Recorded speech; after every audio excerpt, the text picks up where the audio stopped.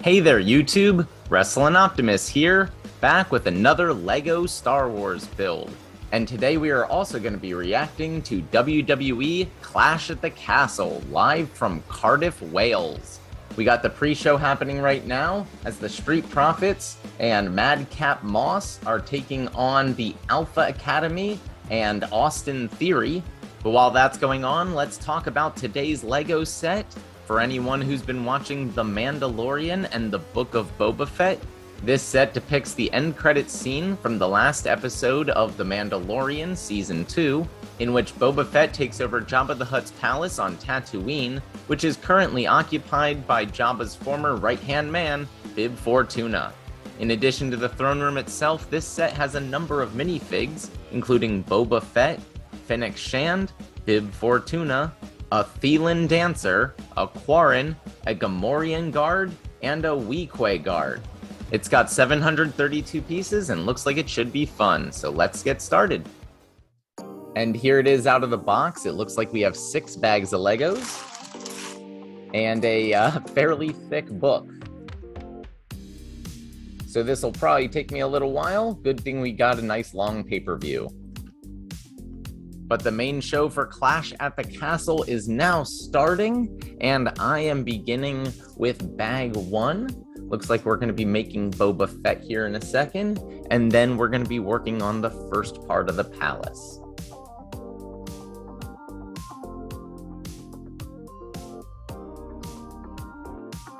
There he is, Boba Fett, in all his Mandalorian glory.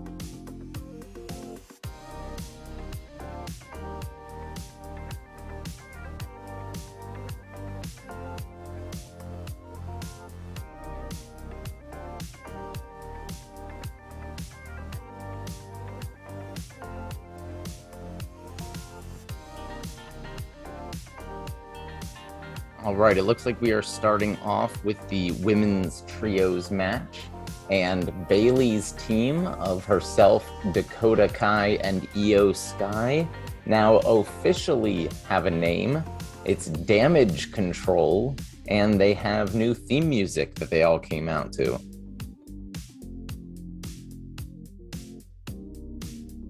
And they are going to be taking on the team of Bianca Belair, Asuka, and Alexa.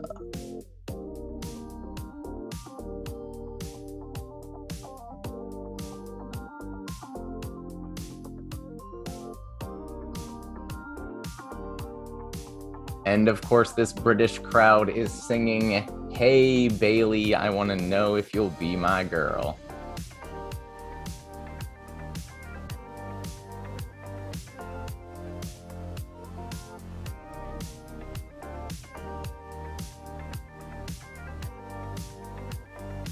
I really do love British crowds. That's part of the reason that I liked NXT UK so much.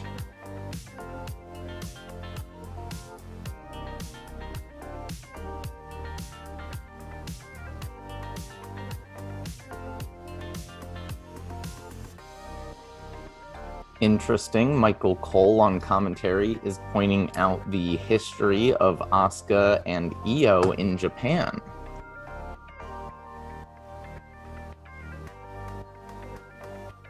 I guess I'm just a little surprised that they would acknowledge their time outside of WWE and over in Japan, but as long as it's not AEW, maybe it's kosher these days.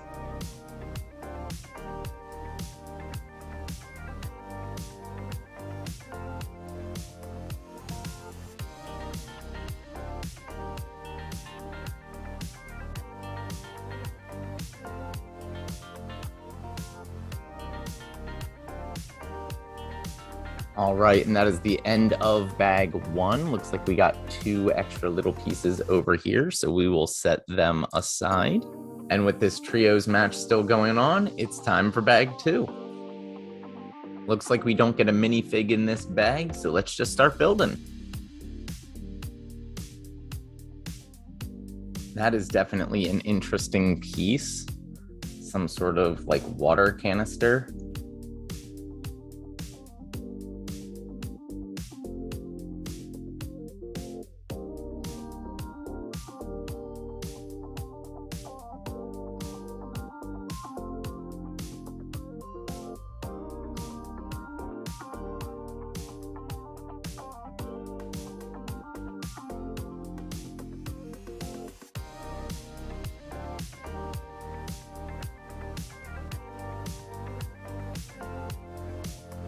Looks like we made some sort of rotisserie, I guess. That's pretty cool.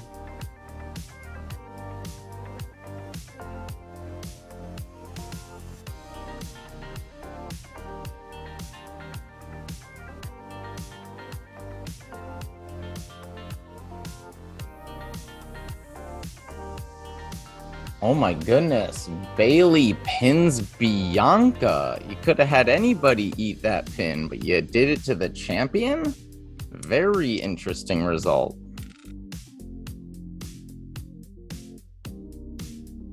Throughout the match on commentary, Corey Graves was putting over how Damage Control is a team, whereas the baby faces are just a collection of talented individuals.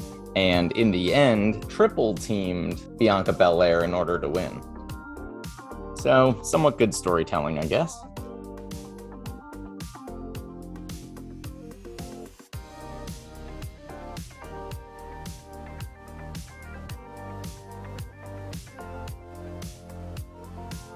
We're now paying tribute to when the British Bulldog beat Bret Hart for the Intercontinental Title at SummerSlam, the last time that there was a major stadium show in the UK.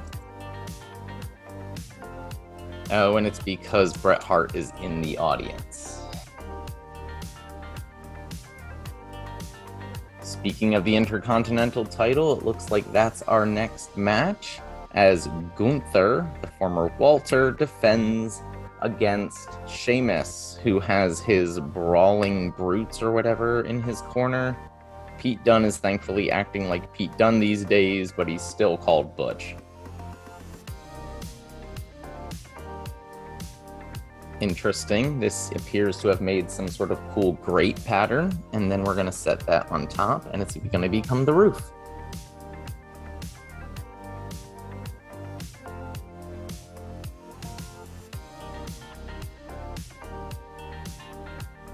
Wow, during Gunther's entrance, Ludwig Kaiser, the former Marcel Bartel, mentioned that Gunther is the leader of Imperium. Hopefully we're bringing that back.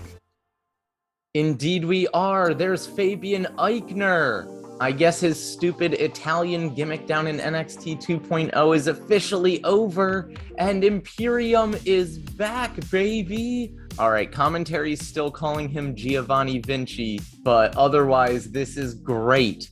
Both guys now have two men in their corners, and this is going to be one hell of a brawl. That also marks the end of Bag 2. It's looking really, really cool so far. This bag had a lot of extra pieces. Looks like we got about 5. So again, we'll just set these aside.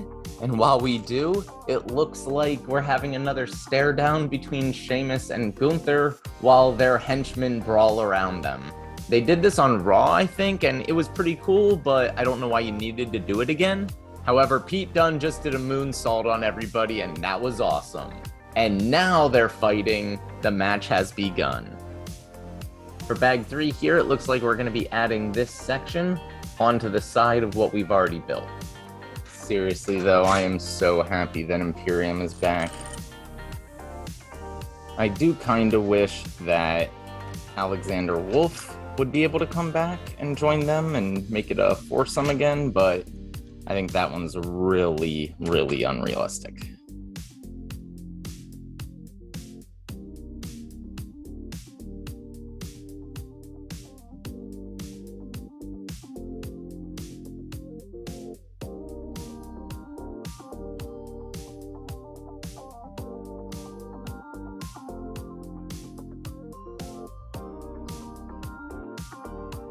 So it looks like this might be maybe the back part of this kitchen area, given that we have some pots and bottles to go along with that rotisserie.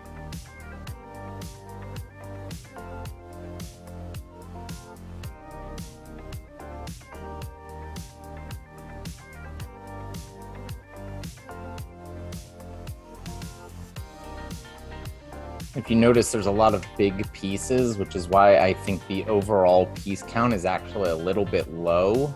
I think it's because of these large pieces.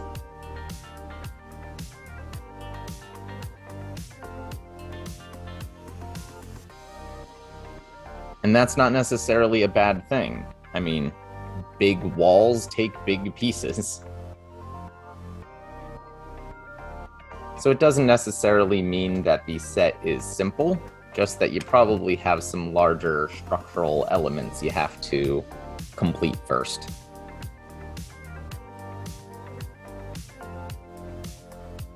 And then you can get to the detail work, like adding this little snake. All right, and that way it can now swing.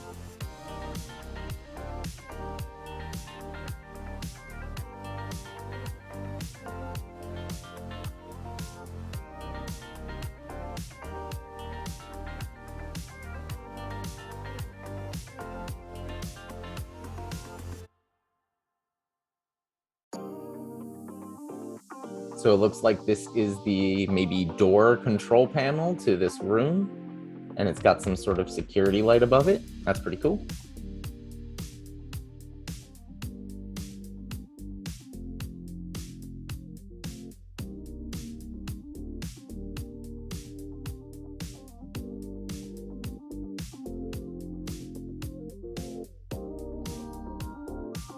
I think Sheamus has hit every single one of his finishers in this match. He's hit the Celtic Cross, he's hit the White Noise. I think he's been trying to hit the Brogue Kick, but I'm not sure if he's managed to. And Gunther just keeps kicking out of everything.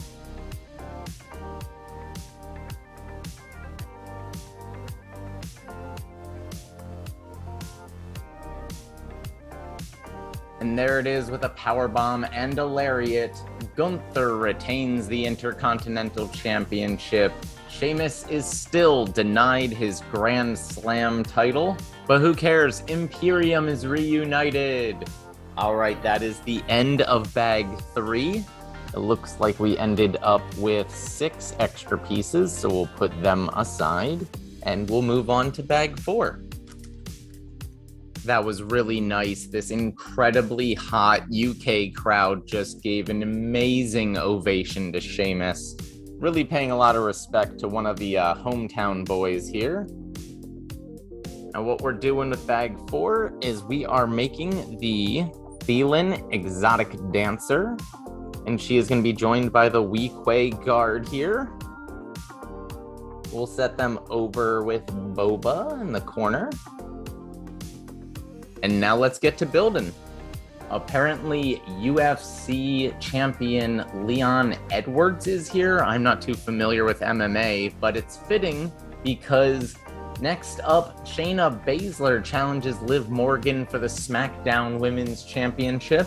I do like in the build-up to this match that Liv Morgan went to train with actual MMA fighter Matt Riddle in order to prepare for her match against actual MMA fighter Shayna Baszler.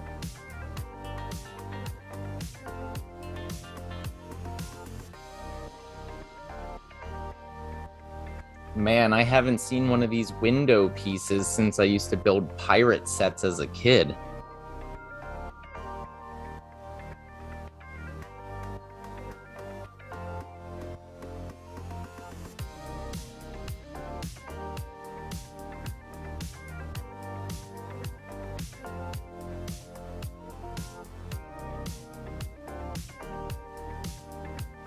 And then, of course, it clips right in like that.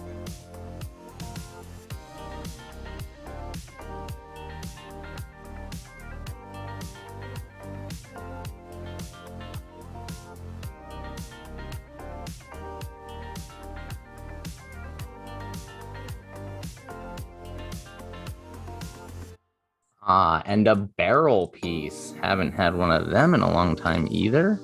And it looks like we're going to maybe put some, whatever these are, thermal detonators possibly, into that barrel. And that is now going to become the roof.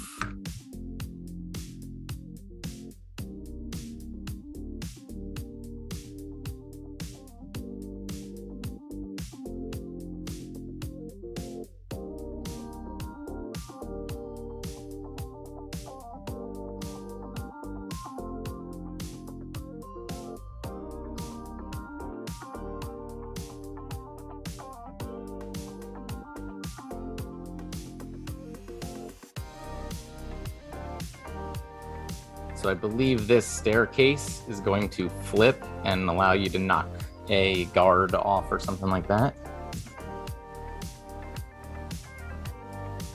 And there's how it attaches to the main unit.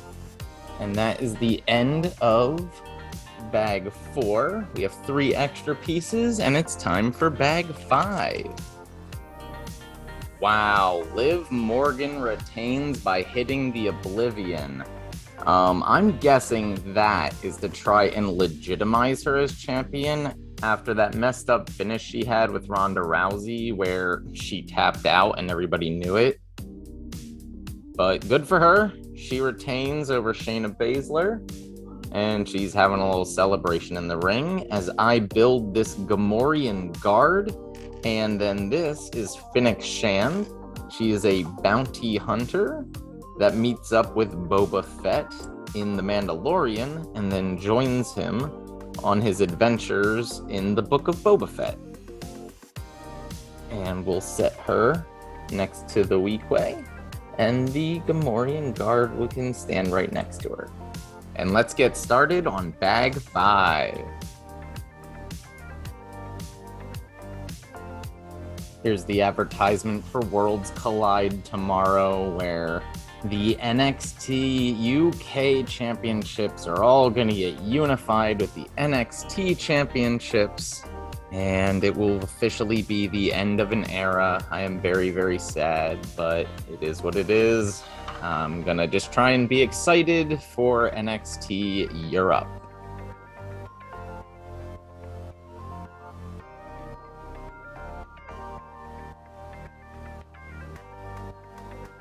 And of course, Johnny Saint is here, British legend and the former general manager of NXT UK.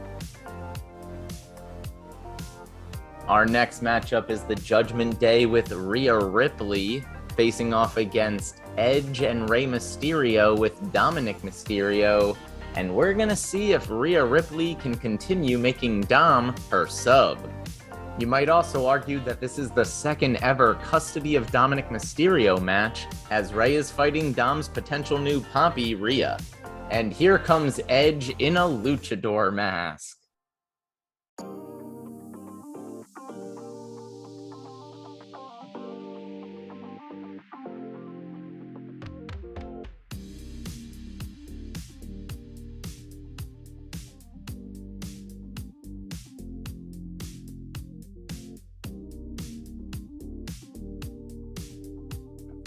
Not gonna lie, this is starting to become unwieldy trying to keep it in frame.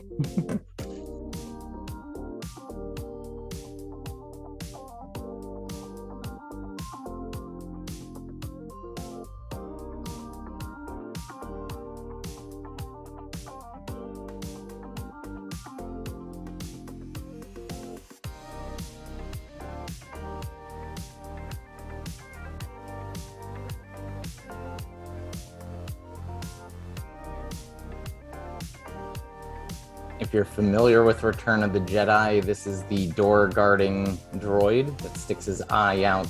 He scares C-3PO and R2-D2.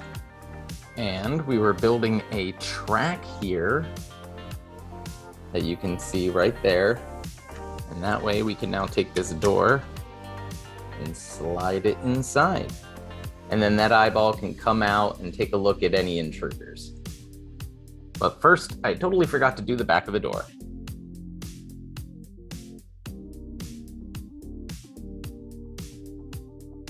All right, now let's slide it back into place.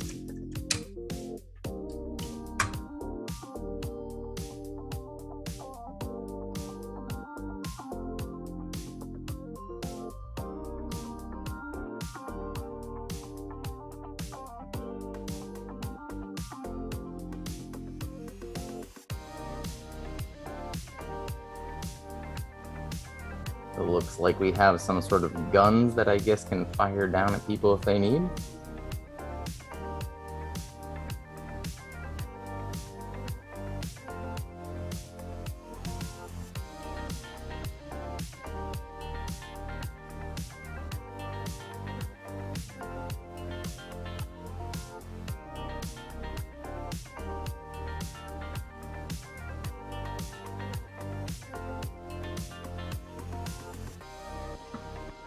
Right.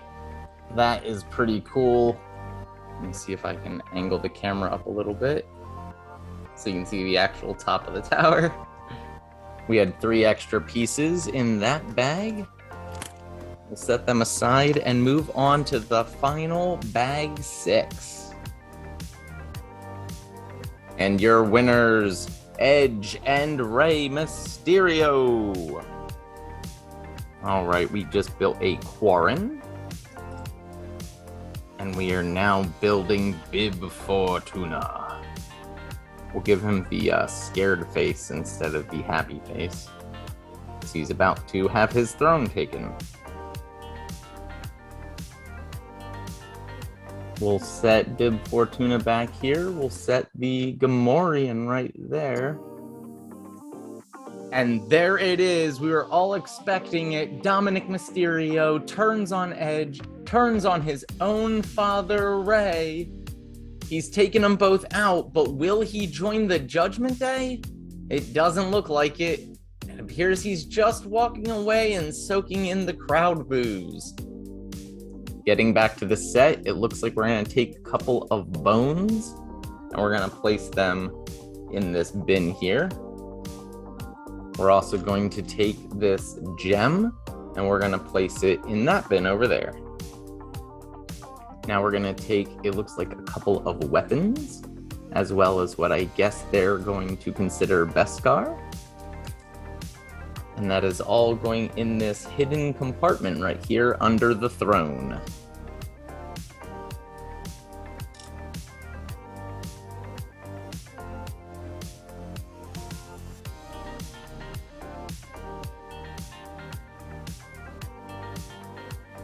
Our next match is Matt Riddle versus Seth freaking Rollins. And tonight, some fish came out of Matt Riddle's flip-flops.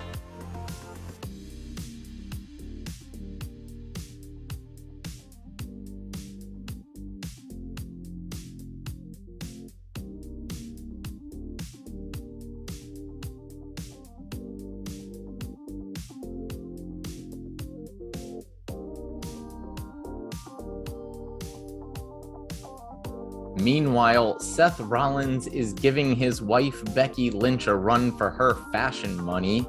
He comes out in a bright orange and red suit with giant red wings. Is he supposed to be some sort of phoenix or firebird? I don't even know.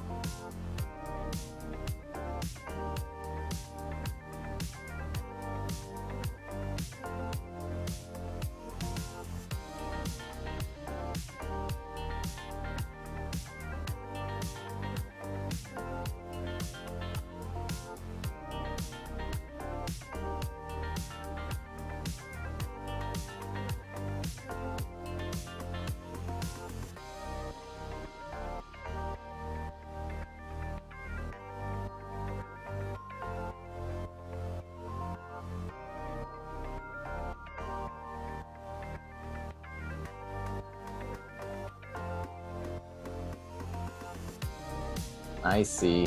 This is going to be used to flip Bib Fortuna off the throne so that Boba Fett can take over. Very nice. Riddle reversed Seth Rollins' classic suplex into the Falcon Arrow and gave him a suplex of his own.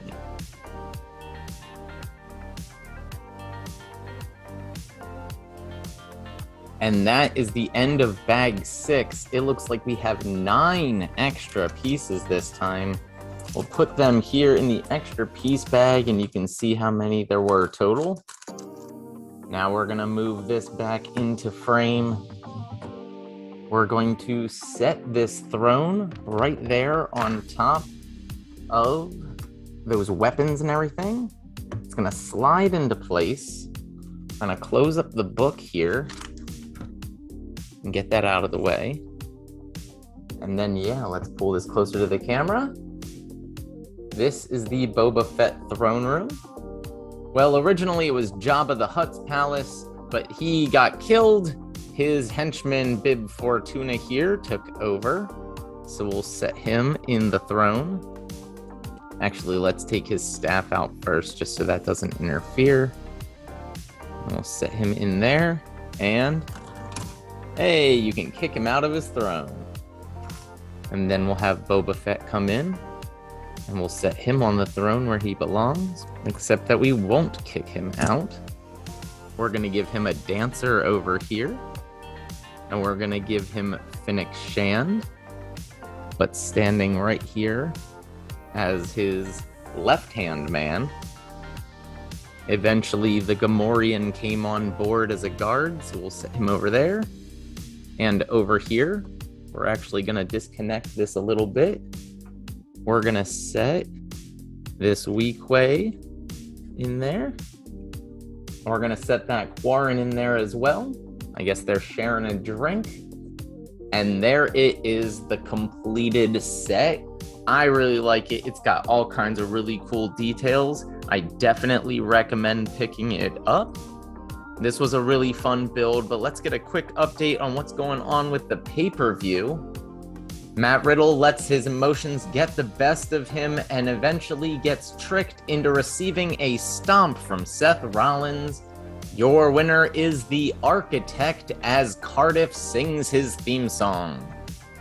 Meanwhile, Karrion Kross and Scarlett are ringside for the main event as Drew McIntyre challenges the Tribal Chief Roman Reigns for the undisputed WWE Universal Title.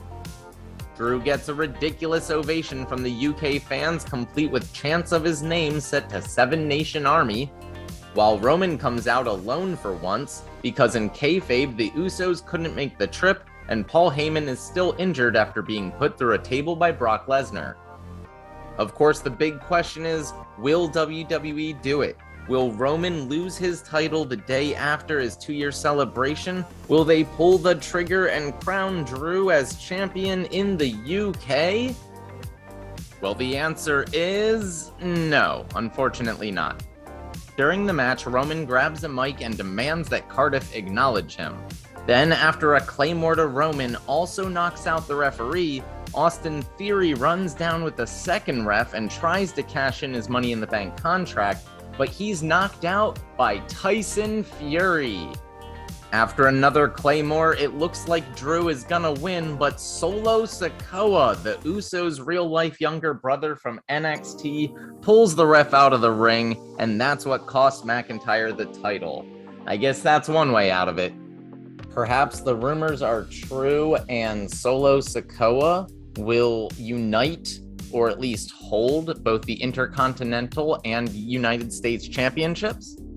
And then maybe Naomi can come back and either unite or hold the Women's Championships.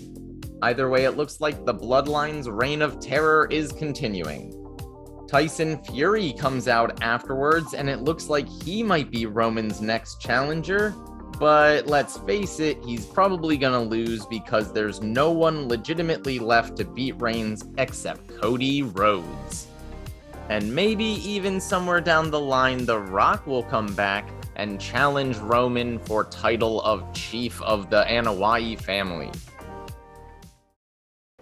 Anyway, that is going to do it for today's LEGO build and for WWE Clash at the Castle. If you enjoyed this video, make sure to do all that normal YouTube stuff. Smash the like button, share with any wrestling or action figure fans you may know, subscribe to the channel, and spread the word. You can also talk to me over on Twitter at WrestlingOptimus, or see all my best figure photography over on Instagram at WrestlingOptimus. If you haven't seen my latest video, it'll be on the screen right about now. But until next time, I have been Wrestling Optimus, and I'll catch you later.